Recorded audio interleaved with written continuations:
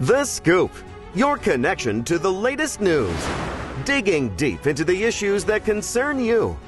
Relentless and fearless. We search for the truth and bring it to the surface. The Scoop, Toronto's infotainment show.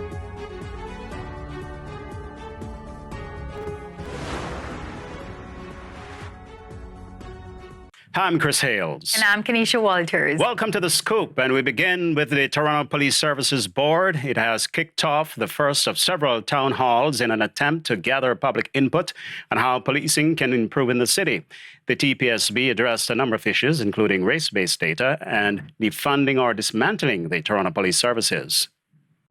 Race-based data collection is the next logical step in a discussion that the Toronto Police Service has been having for years about how to best support our members to ensure that they are delivering equitable, fair, and non-discriminatory policing service. We know how important it is to get this right.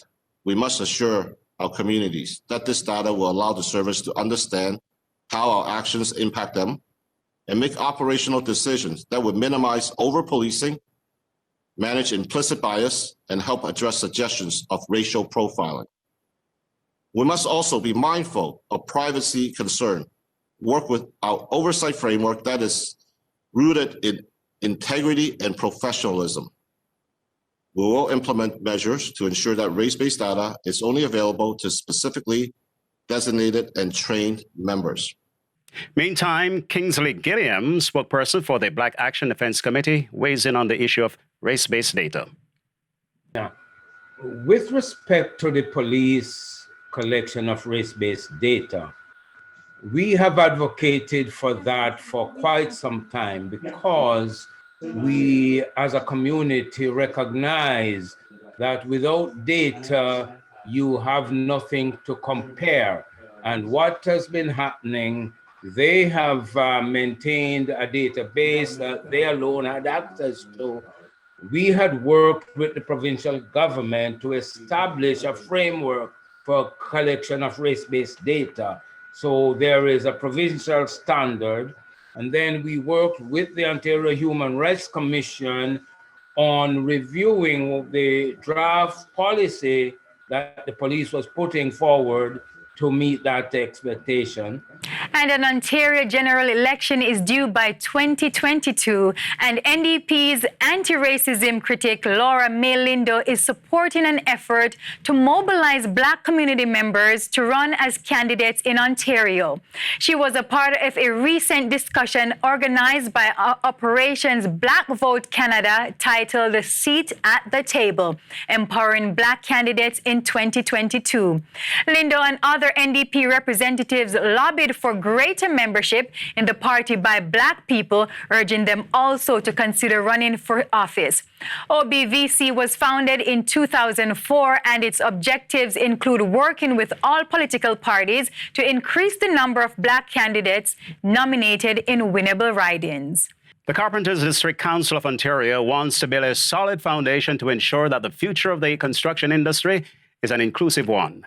Jamaican-born Chris Campbell has been appointed for the job as Equity and Diversity Representative of the Council.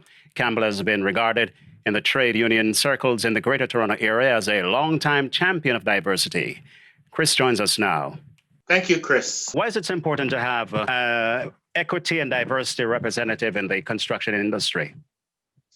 Well, it's important to have a representative because you need someone who can take up the mantle, someone who can step forward and build or improve the relationship that, for instance, my union have with the Black community, with the youths, the urban youths of Toronto, right? Someone who will get into the community and recruit them, let them know that they're welcome, let them know that even if the union has had a history of not being welcoming, look, things have changed. They have evolved today. And so there's a better chance. We're not saying it's a perfect system, but there's a more improved chance of you getting into union and making good money and making a good pension and benefits and have a successful career. It's much better than before. So yeah, that's part of my role to get out in the community and build that relationship between the Black community, the Aboriginal community, and workers of color in general. And I understand that your union is out in the community trying to recruit young men and women to be part of this industry. Are they answering the call? Yes, they have been answering the call. They've been calling. They've been connecting also through the Toronto Community Benefits Network, which is an agency that is out there recruiting young people, not just for the carpenters, but recruiting young people who are interested in the construction trade. And when they go to the Toronto Community Benefits, then the Toronto Community Benefits will give them directions as to how to get in the trades, what's required, the academic requirement, when they're having intakes, and maybe give some social assistance or some mentorship to these young people before they get to the union door. These multi-billion-dollar projects are in the neighborhood of these youths, and it was their opinion that these mega projects are happening in their neighborhood, and they wanted an opportunity to start a career on these projects, because these projects are to work on these jobs. They're high-paying jobs. After you've completed your 4-year apprenticeship, you can make up to $120,000 a year, right? Wow. On these projects. So it's worth considering a career in this field. Well, one final word for those young people who are really considering a career in the industry. What would you say? If this is your passion, if this is what you want, if you feel confident about working with your hand, if you're driven, reach out to Toronto Community Benefits, or reach out directly to the unions, the Carpenters Union, the International Brotherhood of Electrical Workers, the Plumbers Union, the Tapers Union, you name it, or just give me a call and I'll direct you, all right, to any of these entities. Look, things has changed. They're more open, they're more accepting. Think about it. If this is for you, contact the Carpenters Union or any of the construction unions. You might want to leave a number before you go. 416-305-6599 is my number, or just Google the carpentersunion.ca. Great. Chris, I want to thank you very much for linking with The Scoop. And, I wish you all the best. Thank you. Thank you kindly. Thank you for having me on The Scoop today. Thanks, Chris. Stay with us. We're going to take a quick pause for the cause. When we come back, more news here in The Scoop. Looking to create a video? Let RDL Media do it for you. We offer a wide range of professional video and audio services to suit your needs. We specialize in creating music videos, commercials, talk shows, and more. RDL Media are experts in live streaming with years of experience in sporting events including basketball, soccer, and table tennis. Visit RDL Media to start your video project today.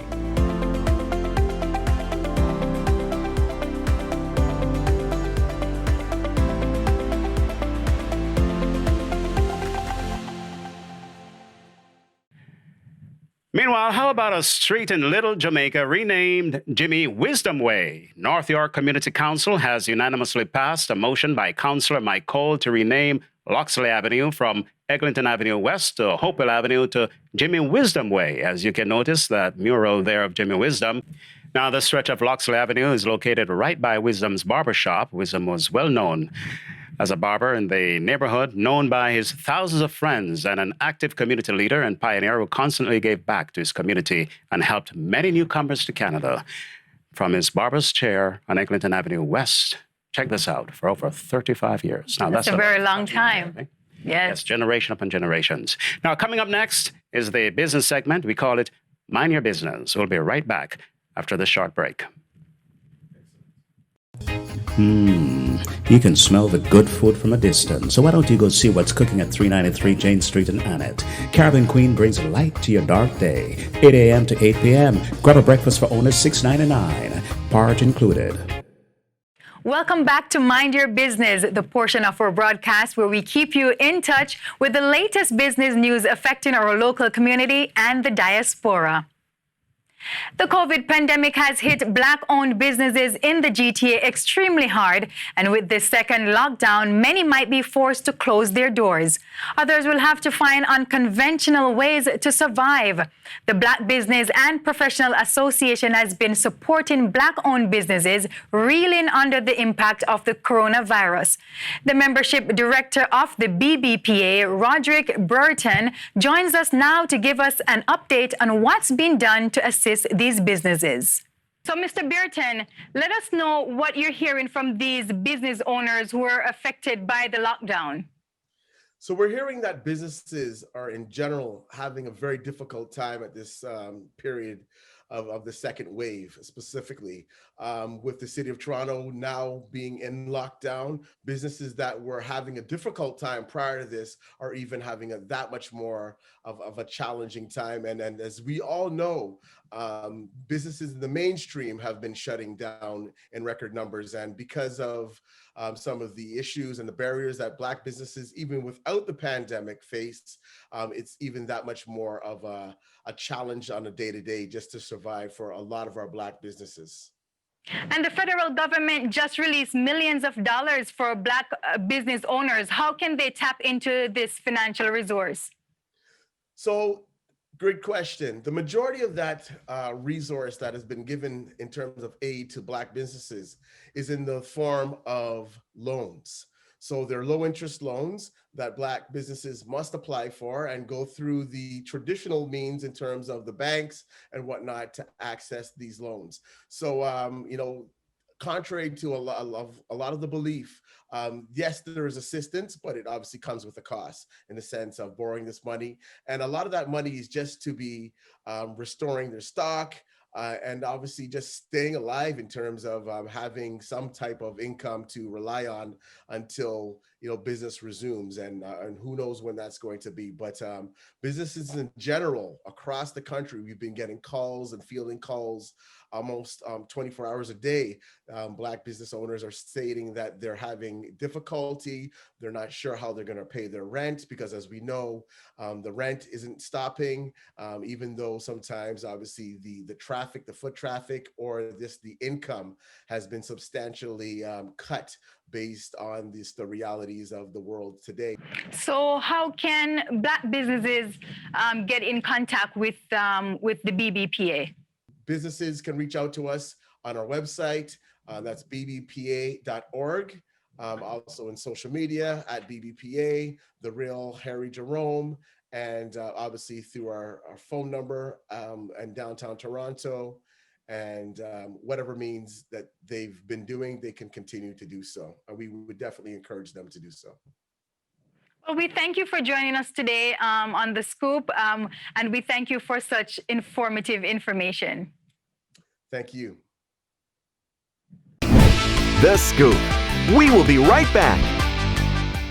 Welcome to SPS Barrel Service, a new online retail shop where you can purchase pre-packed grocery barrels or customize your own barrel. SPS offers groceries, home supplies, pharmaceuticals, clothing, and ships to South America and the Caribbean. With access to high-quality products, affordable pricing, and fast shipping, SPS saves you time, storage, and money. Send barrels to your family members anywhere in the world. Family members can ship to you, or you can shop and ship to yourself. Visit us at spsbarrelservice.com or call 416-567-3553. SPS Barrel Service. You shop, we pack, we ship.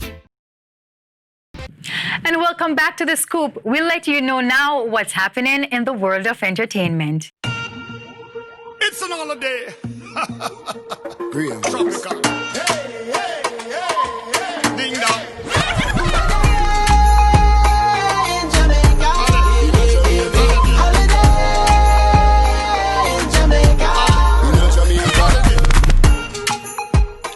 And with the pandemic pandemic having many people feeling down, Christmas might not be celebrated the same way this year. However, popular Jamaican reggae artist Shaggy is determined to bring some Caribbean Christmas cheer. The artist recently dropped his new Christmas album, Christmas in the Island. The album is reminiscent of what Christmas time is like in Jamaica: the fun, the sun, the food, and the vibe from the people. A number of well-known artists collaborated on the album, including American singer Neo, UK artist Joss Stone, along with a long list of who's who of Jamaica's reggae and dancehall icon. They include Bounty Killer and Junior Reid on a track titled Reggae Muffin Christmas. Beanie Man, Ding Dong, Shensia, and Romain Verger are also featured. Christmas in the Island is a stocking stuffer that is sure to bring some good island cheer. And in other entertainment news, the Stevens-Johnson Syndrome Canada is holding a charity concert on Sunday, December 6th to raise funds for the organization. Today, we are joined by SJS Canada's founder, Sonia White Crosdale, to give us some more information on the upcoming event. Sonia, thank you for joining us here at The Scoop. Thank you so much for having me. It's a pleasure to be here. Can you tell us some more about the Stevens syndrome and how has it affected you? Stevens-Johnson syndrome is a rare and serious disorder that burns the body from the inside out. It starts off with flu-like symptoms and a rash, which spreads all over your body, and you literally have to be treated on a burn unit. This illness I came down with in 2011. And as you can see, I am currently wearing a dark glasses right now. Mm-hmm. And this is because the illness has affected my eyes. I have light sensitivity. It has caused triggers of other immune diseases within my body, like Sjogren's, which is a drying disease, and lupus, which you know all about lupus. And my day-to-day living is a strain and a struggle. So what we'd like to find out is, what is the goal of this fundraising concert? This concert that we're putting on is to bring awareness to this disease. Because it is so rare, a lot of people do not know about it. So we want to educate the public, because this illness is oftentimes triggered by an allergic reaction to a medication, a common medication that one takes to heal their body. It triggers and results in Stevens-Johnson syndrome. Okay, so let us know who's slated to be on the show. Oh, we have an amazing lineup of artists. Thanks to our marketing director, Nadine Cornish. We have individuals from all over. We have the grim violinist from the UK. We have people like Shane Amani, Kirk Diamond, Exco Levi, the Django Panfire, and we also have Tasha T. And not to forget our local artists that are also slated to perform for us. It's going to be an exciting evening. That's a great lineup. I actually know of some of those artists. Very great lineup. Thank you. So this is a virtual concert. It is, yes. So how can people connect? In this virtual world, because we are all now on the internet, just log on to our website, sjscanada.org, and you can get all the information there. You will get the Zoom link, you'll get information about how to donate. So it's all there for you on the website. Okay, Sonia, thank you so much for joining us, and I hope all the best on this concert, all the success to you. Thank you so much for having me. I can't wait for everybody to learn about this disease and to always remember to educate before you medicate. Thank you so much for having me. The Grammys have announced the nominees for Best Reggae Album of the Year. Buju Banton and Toots and the Maytals head the list of nominations for the category this year. The nominations include Upside Down 2020 by Buju Banton and Got to Be Tough by Toots and the Maytals. Other nominees include Skip Marley, The Wailers, and Maxi Priest. This is the 5th Grammy nomination for Toots and the Maytals, whose legendary lead singer Toots Hibbert passed away on September 11th after contracting coronavirus and developing complications with another long-time health issue. The band previously won the Best Reggae Album Award in 2005 for True Love. The 63rd Grammy Award will be held on January 31st of next year. And that's it for entertainment. We'll be right back. Welcome to SPS Barrel Service, a new online retail shop where you can purchase pre-packed grocery barrels or customize your own barrel. SPS offers groceries, home supplies, pharmaceuticals, clothing, and ships to South America and the Caribbean. With access to high-quality products, affordable pricing, and fast shipping, SPS saves you time, storage, and money. Send barrels to your family members anywhere in the world. Family members can ship to you, or you can shop and ship to yourself. Visit us at spsbarrelservice.com or call 416-567-3553. SPS Barrel Service. You shop, we pack, we ship. Yes, I hear talking about Shaggy ready for a reggae Christmas. Are you ready for a reggae Christmas or a white Christmas? I am ready for a reggae Christmas. However, I have to settle with a white Christmas. You're smart because you're in the country. Exactly. Well, that's it for The Scoop. You know, you can join us on The Scoop at GFTV Live. Thank you for joining us. I'm Chris Hayles. And I'm Keneisha Walters. The Scoop, Toronto's infotainment show.